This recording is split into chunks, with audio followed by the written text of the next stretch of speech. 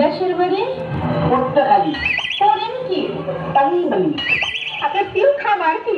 শালিবালি। চাইবেন তো মহাখালী। টাকা পয়সা আছে পকেটে? না পা, পকেট খালি। ওখানে থাকে কে? বড় ভাই আয়ো বালি। হায় আল্লাহ, কি আমি তো না ছোট শালি। হ্যাঁ, আপনি আমার বিয়ে আসেন দিন, দুজনে করে একটু তালি বলি।